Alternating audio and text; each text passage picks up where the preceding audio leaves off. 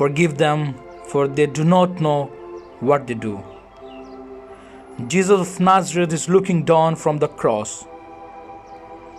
Just after he was crucified between two criminals, he sees the soldiers who have mocked, scourged and tortured him, and who have just nailed him to the cross. He probably remembers those who have sentenced him, Caiaphas and the high priest of the Sanhedrin.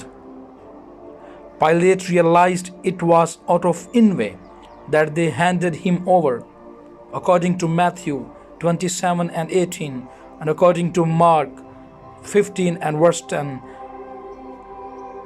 But is Jesus not also thinking of his apostles and companions who have deserted him, to Peter who has denied him 3 times, to the fickle crowd who only days before praised him on his entrance to Jerusalem, and then days later demanded his crucifixion?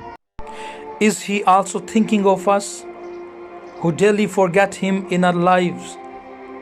Does he react angrily? No. At the height of his physical suffering, his love prevails and he asks his Father to forgive. Could there ever be greater irony?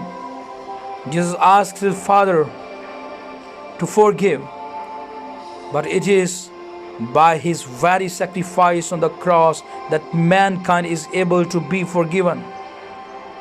Right up to the final hours on earth, Jesus preaches forgiveness. He teaches forgiveness in the Lord's Prayer.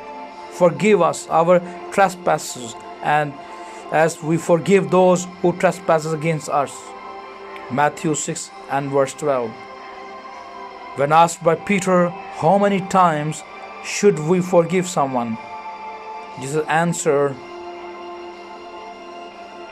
70 times 7. Matthew chapter 18 and verse 21 to 22. He forgives the paralytic at Capernaum in Mark 2. The sinful woman who anointed him in the home of Simon the Pharisee, and the adulteress catch in the act of about to be stoned. During the institution of the Eucharist at the Last Supper, Jesus tells them to drink of the cup. Drink of it, all of you, for this is my blood of the covenant, which is poured out for many for the forgiveness of sins. And even following his resurrection, his first act is to commission his disciples to forgive.